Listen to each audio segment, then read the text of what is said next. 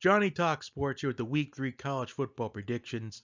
Week 2, decent week, not the week I was hoping for. 7-4 overall. 3 of those 4 games were decided by 3 points. But overall, after 2 weeks, 17-7 overall record. Good enough for 70% on the season, which is the goal at the end of the year. So I got to pick it up these next couple weeks to get my percentage up.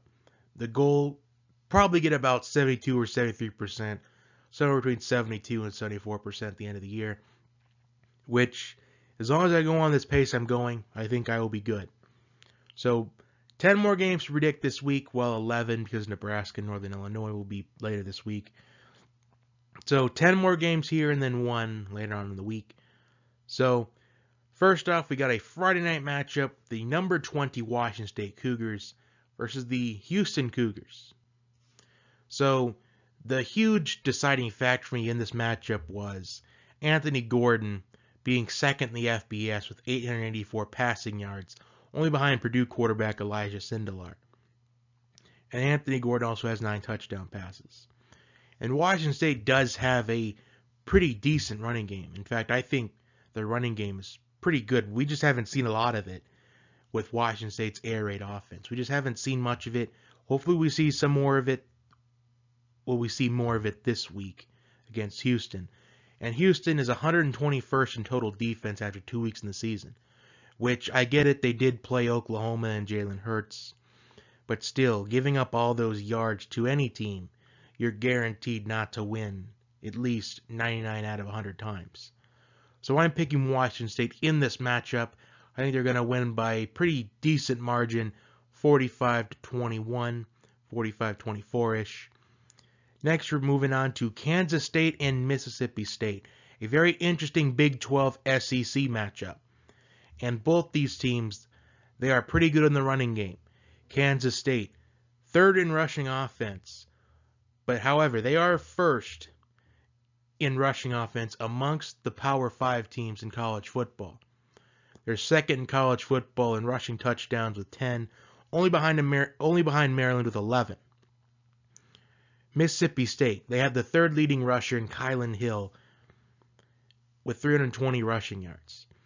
So the way I see this is which team can get their running game going the best. And I think that is going to go to Mississippi State.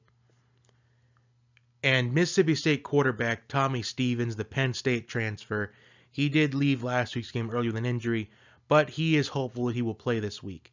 And whether he plays or not, I think Kylan Hill is going to be very much dependent on in this game. I do feel like he's going to get about 25 to 30 touches in this game. Probably, I'm talking maybe 30 rushes in this game. So I think Mississippi State, I think they do pick up a very close 31-27 victory over Kansas State. Next, we have number 2 Alabama versus South Carolina. And really, there's not much to talk about in this. Alabama is going to run right through South Carolina.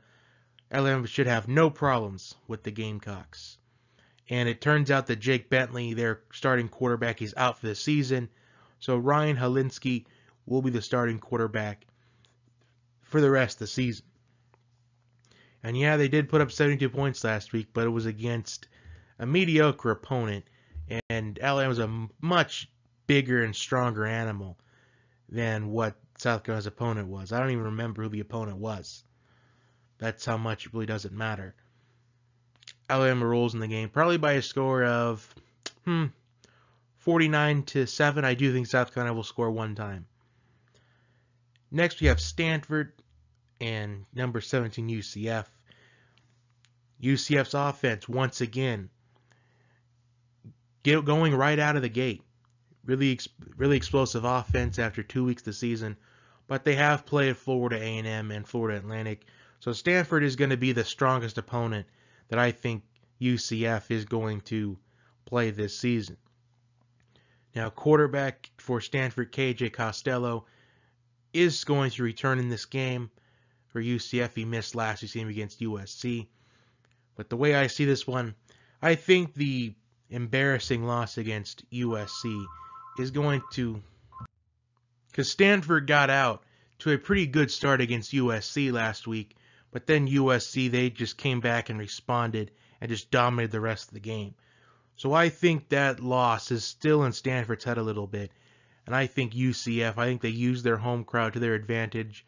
And I think UCF picks up a big win against Stanford. Even though this win for UCF isn't going to be as maybe powerful and exciting as it would have been in preseason, I still think it's going to be a huge win for them.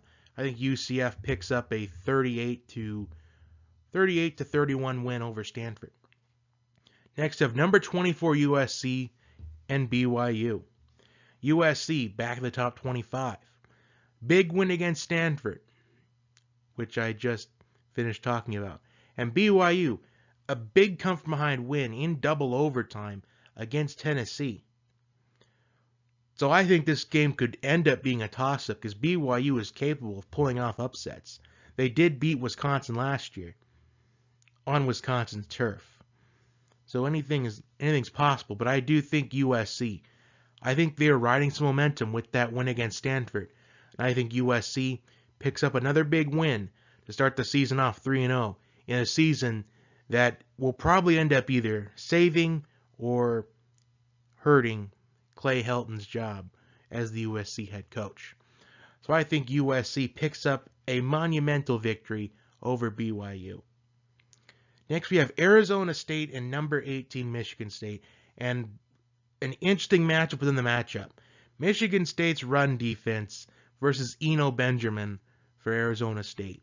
Michigan State finds themselves, after the first 2 weeks of the season, allowing -6 total rushing yards over their first 2 games of the season. Yes, they have played Tulsa and Western Michigan, but still, that's pretty impressive to allow negative rushing yards after 2 weeks in a season. So it's gonna be a big matchup between Eno Benjamin and Michigan State's run defense. So that's gonna be an exciting one. But Michigan State's offense, it kind of feels a little bit inconsistent because last year in this matchup, Arizona State pulled off the upset against Michigan State because the offense for Michigan State just seemed a little bit non-existent. Well, both offenses seemed non-existent as the final score was, I want to say, was 16-13. But I think Michigan State's offense, I think we're going to see some improvements with Michigan State's offense in this game. Michigan State only had 1 offensive touchdown against Tulsa week 1, but they got better in week 2. And I think they have some momentum at this point. I think Michigan State picks up, I think it's going to be a close victory for the Spartans. I think this game is really close. I think Michigan State picks up, I'm going to say 28-24. I think it's going to be a close game. Arizona State's in from start to finish, but Michigan State wins at the end. Number 1, Clemson and Syracuse. This matchup doesn't feel as exciting as it was in preseason, kind of like Stanford and UCF. Syracuse getting blown up by Maryland last week. So Clemson, although they didn't look that flashy against Texas A&M, they still picked up what it was a dominating victory for Clemson. So Clemson, they now have pretty much a golden ticket to the college football playoff at this point. And I think Clemson, they pick up a pretty big win against Syracuse. Syracuse did push them to the brink last year, but that was because Chase Bryce had to finish the game for Clemson. And I think if Trevor Lawrence, he stays healthy in this game, doesn't have to go out, I think Clemson wins by at least 14 points at the very minimum. But I think Clemson wins by a score of 41-14. I think Syracuse, they have that embarrassing loss against Maryland on their minds. And I think they lose pretty big against Clemson. Next we have Hawaii versus number 23 Washington. And Hawaii, they could be a team. If they can beat Washington this week, they could be a team that can challenge UCF for that automatic Group of 5 New Year's 6 bowl bid. And it'd be pretty exciting to watch Cole McDonald in a New Year's 6 game. In fact, Cole McDonald is 3rd in the FBS in passing yards with 799 yards. Although he did get benched in the Week 0 match against Arizona, so he could probably be maybe 2nd FBS or even first if he wasn't benched.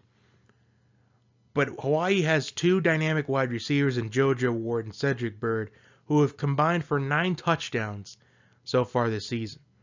Washington's looking to bounce back from the heartbreaking loss last week against California, which was delayed by nearly 2 hours, I think it was. And it ended at probably like 3 something in the morning. I didn't stay up to watch it. But I was pretty surprised to find out that Washington had lost a game like that. And now Washington's looking to respond. This is a game that I'm probably going to be incorrect on, and I'll say it right now. But I think Washington wins the game. But it's going to be very close. I think Washington wins it in a shootout. I think it's going to be 48-45. I think it's going to be a shootout, which Hawaii, they're capable of winning because they've done pretty well against Pac-12 competition so far. But I think Washington picks up a very close victory. Next, we have a pretty interesting Big 12, Big 10 matchup, TCU and Purdue. Purdue, they picked up a big win against Vanderbilt last week, which was a good response to their Week 1 heartbreaking loss against Nevada, which they had a big lead, but then they surrendered at the very end. Purdue just beat themselves in Week 1. And TCU, they have had a bye week to prepare for Purdue. Rondell Moore leading the country in receiving yards. Quarterback Elijah Sindelar leading the nation in passing yards. So I think there's going to be an offensive battle. The pressure, though, I think is going to be on TCU's defense. I think TCU, they've had time to prepare for this matchup, the bye week. So I think TCU, I think they will win this game. However, Purdue is a pretty dangerous team at home. So this is a pick that I'm probably also going to be wrong on as well. In fact, I do think this is one I'm going to miss. But I think TCU will win. I think this game goes in either direction. But I think this favors TCU. And finally, the game of the week, number 19 Iowa versus Iowa State. This is a huge rivalry matchup. College game day is going to be in Ames for the first time ever. And the way I see this matchup, Iowa State has had a bye week to prepare for Iowa. But they took Northern Iowa to triple overtime. And Iowa, to me, they're a team that's flying under the radar right now. Led by A.J. Epinesa on defense, Iowa has a pretty dangerous running game, even though this is going to be the first real test for Iowa's run game this year, as they have only played Miami, Ohio, and Rutgers. So I think this game goes back and forth. It's going to be a pretty dramatic game. But I think in the end, though, Iowa wins by a score of 28-23. So those are my picks this week. I'm hoping I have a pretty good week this week. Hopefully I can bounce back from those losses that I wish I could have back from last week. Like I said at the beginning, I don't have a good history with Week 3. So hopefully luck will be on my side this week. Like, share, and subscribe. I will see you next time. Tune in later for my NFL Week 2 predictions and Nebraska Northern Illinois prediction later on this week. I will see you next time.